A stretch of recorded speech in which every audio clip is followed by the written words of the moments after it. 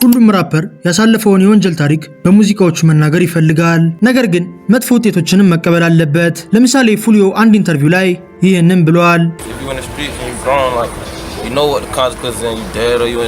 ፉሊዮም እንደተነበየው ከዓመታት በኋላ የሞተ ሲሆን ኪንግ ቮንም በተመሳሳይ መልኩ ነው የሞተው። ስትሪት ላይም ጌንግ ውስጥ ካልተቀላቀላችሁ ከባድ ችግር ይፈጠራል። ጌንግ ቢኖራችሁም ግን የችግሩ መጠን ይቀንሳል እንጂ አሁንም ችግር ውስጥ ናችሁ። 6ix9ine እና ኳንዶሮንዶን የመሳሰሉ ራፐሮችም ከጌንጋቸው ለመውጣት ሲጣጣሩ ሊል ደርክ ደግሞ በሰራው አደገኛ ወንጀል ታስሮ ይገኛል። በዚህ ቪዲዮም አደገኛ ጌንግ ያላቸውን 5 ራፐሮች ነግራችኋለሁ። ወደ መጨረሻ ደግሞ እንደነ ቡራቡል ያሉ የሀገራችን ራፐሮችና የሰራቸውን ወንጀሎች እናያለን። ወደ ቪዲዮው NBA ያንግ ቦይ ብለድ እና 4K ትሬ በ1999 የተወለደው ያንግ ቦይ ስትሪት ላይ የተለያዩ ስሞች አሉት። እነዚህም ያንግ ቦይ ኔቨር ብሮክ አጌን፣ ቶፕ YB እንዲሁም AI ያንግ ቦይ ናቸው። የያንግ ቦይ አስተዳደግም አደገኛ የሆኑ ጌንጎች ጋር እንዲውልና በመጨረሻም እነሱ ጋር ተቀላቅሎ ወንጀሎችን እንዲሰራ አድርጎታል። ባተን ሩጅ ላይ ያደገው ያንግ ቦይ አደገኛ ዘራፊዎችና ገዳዮች ጋር አድጓል። አንዳንዶችም ያንግ ቦይ የብለድ አባል ነው ሲሉ፣ ሌሎች ግን ብለድ አይደለም ይላሉ። ይህ ክርክርም ያንግ ቦይ የእውነት ብለድ ነው ወይ የሚል ጥያቄን አስነሳ። እውነት ለመናገርም ያንግ ቦይ ከያንግ ተግ ጋር ባለው ቀረቤታ ምክንያት ብለድ አስባለው እንጂ የያንግ ቦይ ትክክለኛ ጌንግ 4K ትሬ ነው። ይህ ጌንግም አብዛኛውን ጊዜ አረንጓዴ ቀለምን የሚጠቀም ሲሆን ያንግ ቦይም አረንጓዴ ባንዲራዎችን ይዞ ይታያል። 4K ቲ የተፈጠረውም በያንግ ቦይና በተለያዩ ጓደኞቹ ሲሆን በተለይ የኪንግ ቮን ህይወት እንዲቀጠፍ ምክንያት የሆኑት ኳንዶሮንዶና ሉልቲም የያንግ ቦይ የቅርብ ጓደኞች ናቸው። አብዛኛውን ጊዜም ያንግ ቦይ ብለድ ነው ወይስ አይደለም የሚል ጥያቄ ይነሳል። ቀጣይ የምናየው ራፐር ግን ያለምንም ጥርጥር የብለድ አባልና መሪ እንደሆነ ይታወቃል። ያንግ ተግ ብለድ እና YSL። ያንግ ተግን እንደምታውቁት ከፍተኛ ችሎታ ያለው ራፐር ነው። ከአትላንታ ጎዳናዎች ተነስቶም በአሁኑ ሰዓት ዓለም የሚያደንቀው ኮከብ ሆኗል። ነገር ግን ከእውቅናውና ከሀብቱ ጀርባ ያንግ ተግ አደገኛ የሆነ ጌንግ መሪ ነው።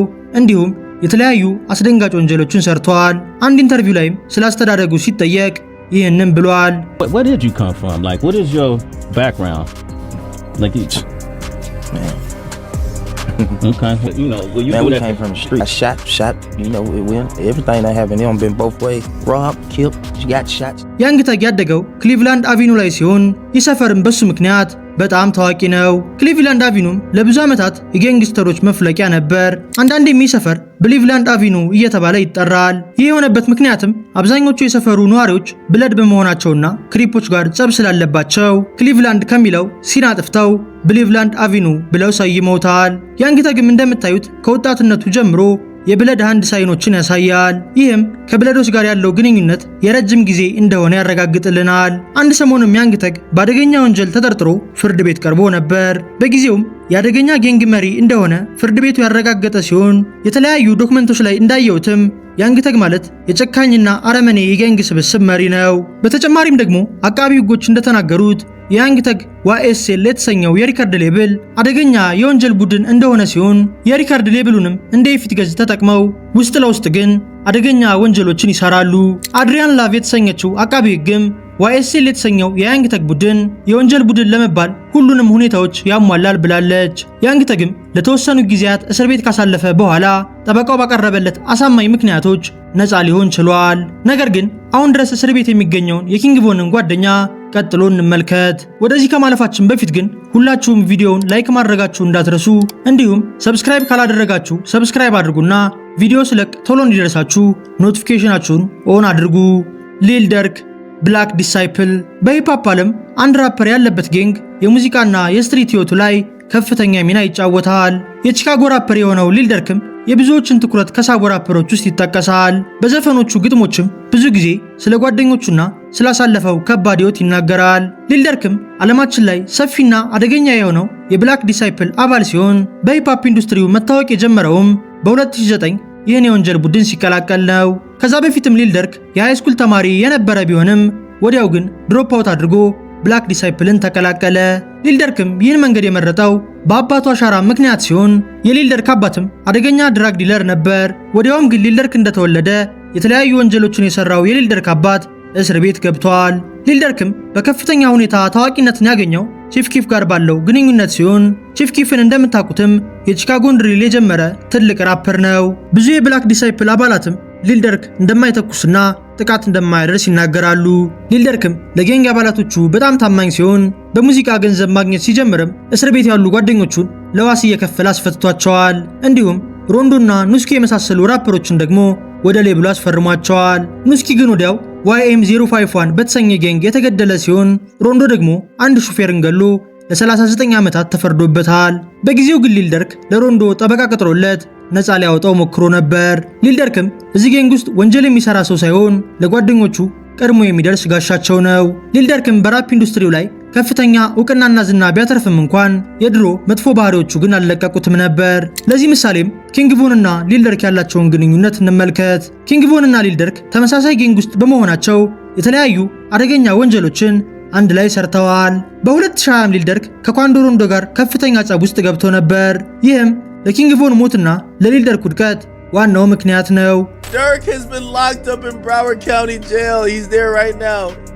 This is this. Yes, Broward. He's in Florida. I got the whole thing on.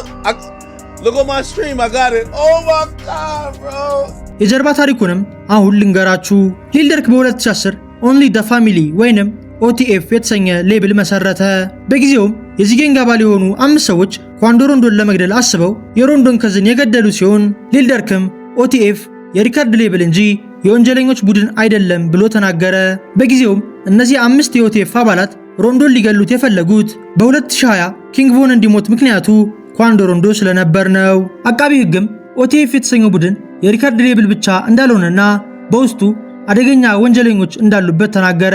በአሁኑ ሰዓትም ሊልደርክ ሰዎችን ቀጥረህ የኳንዶ ሮንዶን ከዝን አስገድለሃል በሚል ታስሮ ይገኛል። በመቀጠል የምናየው ደግሞ የቺካጎውን አደገኛ ራፐር ነው፣ ኪንግቮን ብላክ ዲሳይፕል። በትክክል የኖሩትን ቫዮለንስ ስለዘፈኑ ራፐሮች ስናወራም ኪንግቮንን ቀዳሚ ደረጃ ላይ እናገኘዋለን። ቺካጎ ተወልዶ ያደገው ኪንግቮንም እንደነ ቺፍ ኪፍ ያሉ ራፐሮች ጋር ጥብቅ ግንኙነት አለው። የኪንግቮን ሰፈር የነበረውም ኦብሎክ ሲሆን ይህ ሰፈርም በግድያና በሌሎች ወንጀሎች ይታወቃል። ኪንግቮንም በከፍተኛ ሁኔታ የስትሪት ህይወትን አሳልፏል። ገና በ16 ዓመቱም በግድያ ወንጀል ተጠርጥሮ እስር ቤት ገብቶ ነበር። እንደገና ከ2 ዓመት በኋላ ደግሞ ህገወጥ መሳሪያ ይዞ በመገኘቱ ታስሯል። ስትሪት ላይ እንደሚወራውም ኪንግቮን በጣም የተፈራና የተከበረ ሰው እንደሆነ ሲሆን ለዚህ ምክንያቱም ከ10 በላይ ሰዎችን ህይወት ስላጠፋ ነው። ኪንግቮንም የእውቅና መንገዱን የገነባው ሊልደርክ ከተሰኘው ጓደኛው ጋር ነው። ሊልደርክም በጊዜው የተደራጀ ሌብል ያለው ራፐር በመሆኑ ኪንግቮንን ወደ ሌብሉ ያስፈርመዋል። ኪንግቮንም ስለ ሙዚቃ ኢንዱስትሪው ብዙም እውቀት ስላልነበረው ሊልደርክ ነበር ሁሉንም ነገር ያስተማረው። ጓደኝነታቸውም በሙዚቃ ይጀመር እንጂ እየቆየ ሲመጣ ግን ከታማኝነት ጋር ተያያዘ። ስትሪት ላይም የኪንግቮን ስም ከግድያና ከአደገኛ ወንጀሎች ጋር ይያያዛል። ኪንግቮንም በብዙ ፈተናዎች ሲያልፍ ሞትም ከጀርባው እየተከተለው ነበር። በጊዜውም በሊልደርክና በኤንቢኤ ያንግ ቦይ ጓደኞች መካከል አደገኛ ጦርነት ተነሳ። ኖቬምበር 6 2020 ላይም ኪንግቮን ከጓደኞቹ ጋር እንዲሁም ኳንዶ ሮንዶ ከሌል ቲም ጋር አትላንታ በሚገኝ ሁካ ላውንጅ ተገናኙ። በትንሽ ሰከንዶችም ጸብ ይነሳና ያልተጠበቀ ነገር ይፈጠራል። ኪንግቮንም ኳንዶ ሮንዶ እንደተመለከተው ጊዜ ሳያባክን በቦክስ ይቀድመዋል። ወዲያውም አካባቢው መተራመስ የጀመረ ሲሆን የጥይት ድምጾችም ተሰሙ። በጊዜውም ኪንግቮን ኳንዶ ሮንዶን ሲመታው የተመለከተው ሌል ቲም መሳሪያውን ያወጣና ኪንግቮን ላይ በመተኮስ ሕይወቱን ያሳጣዋል። ብዙ ሰዎችም አትላንታን አደገኛ ቦታ ነው ይሉታል። ነገር ግን በቀጣይ ቪዲዮ የምሰራላችሁ ጃክሰንቪል ደግሞ ከዚህ የበለጠ ሲሆን ነው። የዛሬው ቪዲዮአችን ይህን ይመስል ነበር። በቀጣይ እንድሰራላችሁ የምትፈልጉትን ራፐር ኮሜንት ላይ ጻፉልኝ። እስከዛው ሰላም ሁኑ።